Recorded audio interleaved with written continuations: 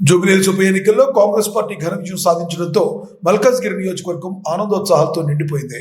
మల్కాజ్గిరి కాంగ్రెస్ శ్రేణులు భారీ ర్యాలీగా బాణాసంచా నినాదాలతో ప్రాంతమంతా పండుగ వాతావరణం సృష్టించారు.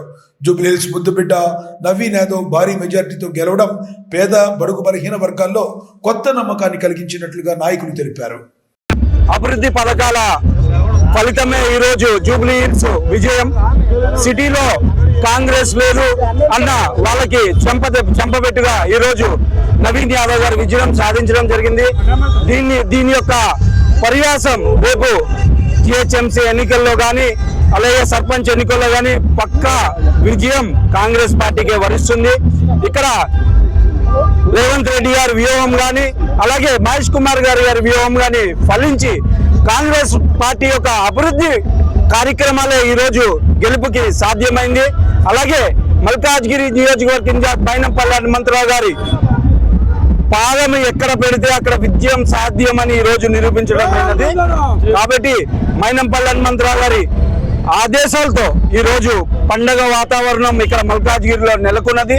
కాబట్టి రాబోయే రోజుల్లో కూడా ఏ ఎన్నికలు వచ్చినా కాంగ్రెస్ పార్టీ విజయం సాధిస్తుందని రుజువైంది. రేవంత్ రెడ్డి గారి నాయకత్వం, మహేష్ కుమార్ గౌడ్ గారి నాయకత్వం, మైనంపల్లి హనుమంతరావు గారి నాయకత్వం, కాంగ్రెస్. మల్కాజ్గిరి నాయకులారా ఖబర్దార్, మీరు ఈ రోజులలో మా మీద కాంగ్రెస్ పార్టీ మీద దుష్ప్రచారం చేస్తూ రౌడీజం చూపిస్తూ మీరు ఏదైతే చూపించారో మీ కేటీఆర్ ఎన్ని జూబ్లీహిల్స్ లో రౌడీ అని చెప్పిన ప్రజలందరూ కూడా కాంగ్రెస్ పక్షాన నిలబడ్డారు. దీనికి ఇదే మెయిన్ నిదర్శనం. ప్రతి ఒక్క ప్రజలు గమనిస్తున్నారు. ప్రతి ఒక్క ప్రజలకు కూడా ఈ రోజు కాంగ్రెస్ పార్టీ తరఫు నుంచి రేషన్ కార్డులు కానీ 200 యూనిట్ల కరెంటు బిల్లు కానీ గ్యాస్ కానీ సన్న బియ్యం కానీ ఇవన్నీ కూడా వెళ్ళడం జరుగుతుంది. ఇంకా ముందు ఇంకా 3 సంవత్సరాలు ఉంది. ఈ 3 సంవత్సరాలలో ఇంకా ముందు మా రేవంత్ రెడ్డి గారు చెప్పిన హామీలన్నీ కూడా నెరవేరుస్తూ ఇన్ని రోజులు గడిల పాలనని తీసేసి దొర పాలన తీసేసి ప్రజాపాలన తీసుకొచ్చిన రేవంత్ అన్న గారికి ప్రజలందరూ కూడా పట్టం పడుతున్నారు. ఇదందరూ కూడా గమనిస్తా ఉన్నారు.